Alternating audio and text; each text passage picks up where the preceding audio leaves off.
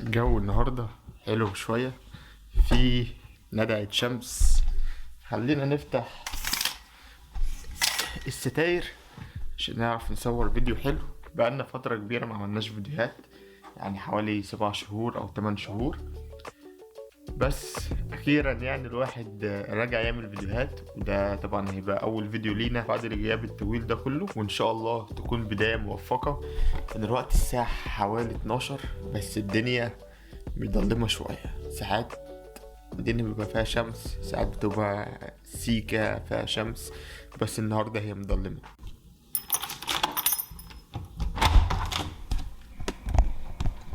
ده طبعا شكل الجو بره البيت. الساعة دلوقتي لسه ما جاتش حتى الساعة 12، بس حرفيا مفيش شمس خالص. فالجو ده بيبقى جو كئيب، وما بتحس ان اليوم اصلا خلص قبل ما يبتدي، يعني مفيش حاجة تعملها.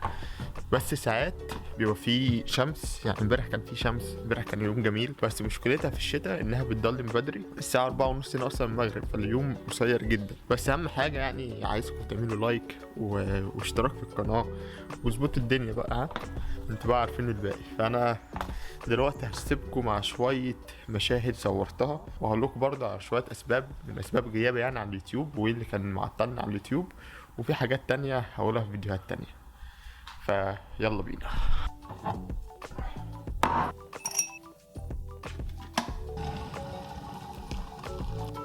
طبعا سبب من الاسباب اللي هي خلتني اوقف فيديوهات، مش اوقف فيديوهات يعني في الفترة الاخيرة دي، انا كنت عايز ارجع بس في حاجة وقفتني، وهي اللي انا ما عنديش جهاز امنتج عليه. طبعا الاجهزة دي اجهزة شغل ومش بتاعتي، بتاعت مراتي يعني.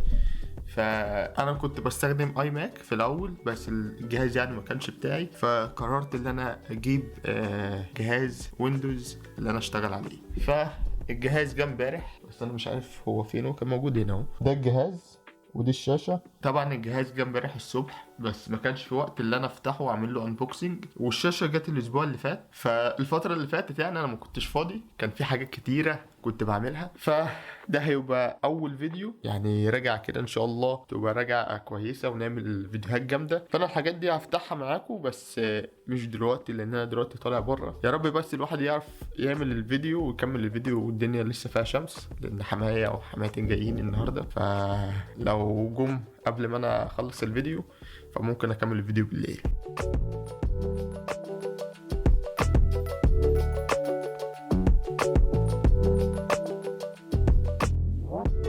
طبعا احنا جينا من بره وخلاص، بقى هنعمل الانبوكسنج دلوقتي. واول حاجه نبدا بيها هي الشاشه دي ديل. طبعا ديل هي مش افضل شاشات، طبعا افضل شاشه هي ال جي، بس ال جي غاليه، وده ما يمنعش برضو اللي فيه ديل فيها حاجات كويسه، وفي شركات تانية بتقدم يعني شاشات كويسه. فدي كانت احسن اوبشن بالنسبه لي في الفئه السعريه اللي كانت معايا، او الفلوس اللي كانت معايا. فخلينا نبدا الانبوكسنج. طبعا ما عندناش حاجه نفتح بيها زي السكاكين بتاعت اليوتيوبر او الخناجر اللي بيستخدموها، فاحنا جايبين سكينه المطبخ نفتح بيها. يا بسم الله. اول حاجه هي فيها شويه كابلات. طلع الوحش ده، بسم الله. هي دي الشاشه، ده الظهر وده الوش. هي 27 بوصة. الشاشة طلعت يعني عريضة أكتر مما أتصور. شاشة الآي ماك هي مربعة. طبعا تركيبها سهل جدا. طبعا هنعمل انبوكسنج دلوقتي للبي سي، جهاز الكمبيوتر العظيم بتاعنا.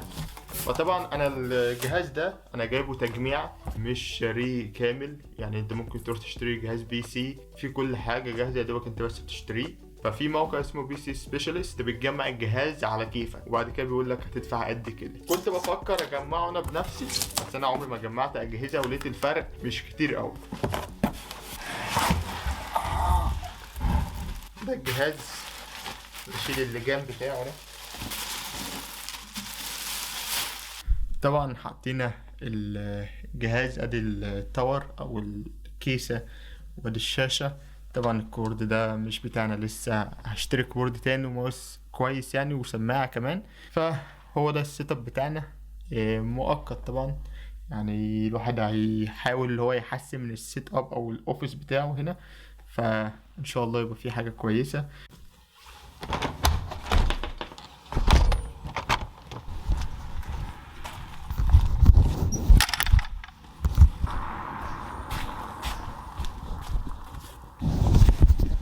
الجو النهاردة شمس شوية، بس تعالوا كده. ده ده, ده طبعا بيزحلق، يعني انتوا شايفين الرجل عاملة ازاي، غير مثلا هنا، فده مش كويس للعربيات، يعني في حوادث كتير بتحصل، وده بيبقى بسبب يعني التلج اللي بيبقى في الشارع، فده حاجة خطر يعني.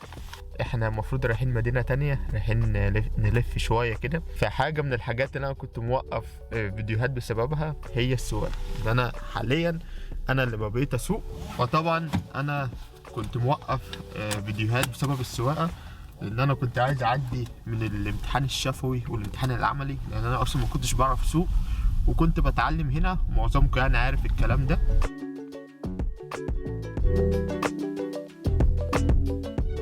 طبعا احنا وصلنا سيتي سنتر بورتسموث، وهذه هي مكان من الاماكن في السيتي سنتر دي. انا مش عارف ايه دي، is this university؟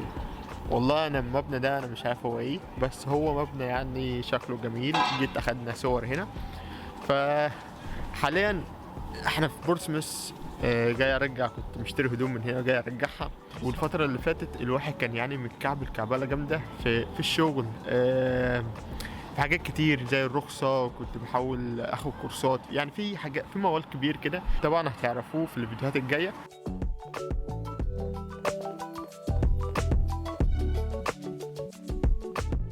طبعا احنا رجعنا البيت، وحاليا دايما مونتاج، وجبت برضو الكيبورد والماوس، وجبت سماعات.